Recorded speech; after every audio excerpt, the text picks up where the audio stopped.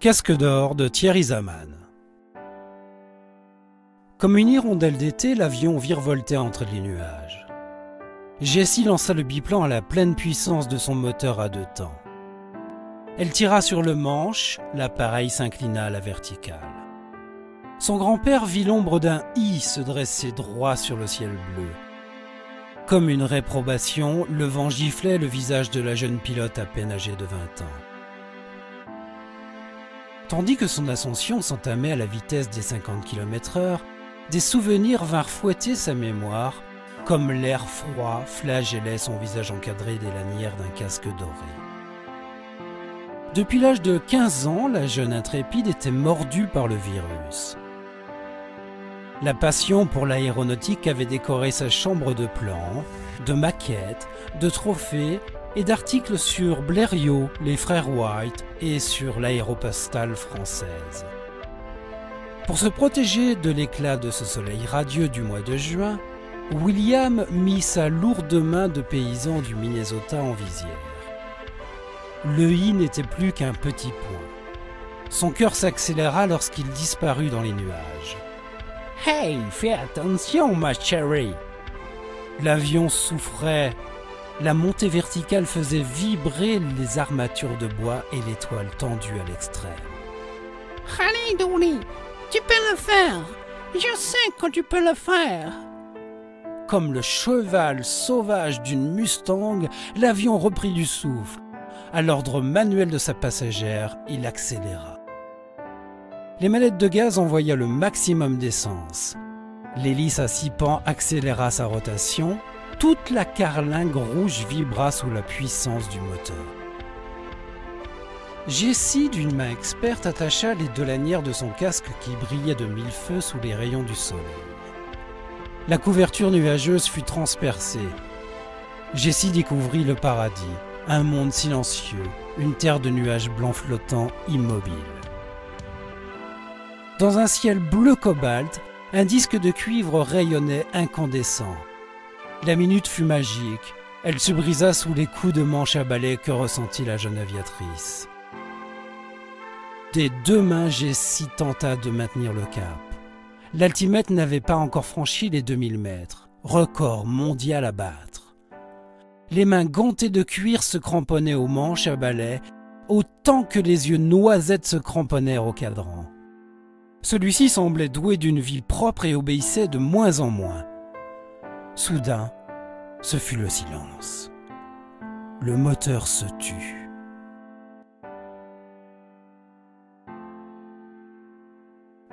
Jessie continua de fixer le cadran. L'aiguille continuait d'approcher les 2000 mètres. Les hélices continuèrent leur circulaire inertie. L'aiguille blanche en fit de même. 1995 mètres. 1996, 1997, les hélices s'arrêtèrent. 1998, 1999, l'avion devint un planeur. 2000, 2001, un sourire fit rebondir les joues mouchetées de taches de rousseur.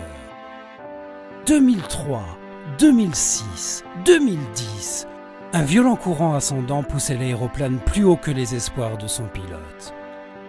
2012, 2016, 2020. Soudain, la verticale ascension s'arrêta. D'un coup sec de sa main gantée, Jessie brisa le cadran. L'avion entama sa longue descente. Dans un silence de mort, mais sans aucune panique, la pilote chevronnée manipula son engin baptisé Dolly, du nom de sa mère décédée quelques années auparavant dans un accident d'avion. Comme l'hirondelle, Jessie s'amusa avec les courants d'air que lui offrait cette journée d'été. William fut ravi de voir réapparaître le I. Au mouvement virevoltant de l'appareil, il comprit que quelque chose clochait. Comme un entraînement, il sortit de la grange son cheval de trait, y attacha une carriole comportant tout le matériel d'incendie et de soins. Au grand galop, il se rua vers la piste d'atterrissage. Face à la piste en terre battue, il tira sur sa longue tige d'acier pour arrêter la carriole de bois. Devant ses yeux bleus, il remit sa puissante main travaillant la terre depuis l'âge de 6 ans. Une silhouette approchait. Maladroitement, elle tentait de s'aligner dans l'axe de la large ligne de terre tracée à travers les champs, telle une cicatrice immense entourée de chair vive. Du haut du ciel, celle-ci apparut à Jessie comme une langue immense étirée dans les champs de blé. Le silence frappa les oreilles du vieux paysan. Tendu mais confiant, il regarda approcher le biplan. Mais comme le blé qui germait tout autour de lui, l'inquiétude germa dans le cœur du vieil homme. Hector, le cheval de trait, la ressentit. Les rênes le tinrent tranquille. Le souvenir de son unique fille retrouvée carbonisée dans le crash d'un de ses engins de malheur, comme il les baptisait à l'époque, lui tordit les tripes. Mais l'amour de sa petite fille calma cette rage. Elle l'avait transformé et lui avait fait accepter et encourager sa passion pour ces fameux engins de malheur. La fine silhouette était à présent parfaitement alignée. Elle faisait des hoquets aériens. Petite montée, petite descente, petite remontée et redescente. Mais inexorablement, l'appareil se rapprochait du sol. Après d'interminables minutes, les deux roues touchèrent enfin la terre ocre. Dans un silence total, l'appareil décéléra et vint s'arrêter juste en face de la carriole. Un puissant « Hurrah !» accompagna les rênes qui lancèrent le cheval au galop.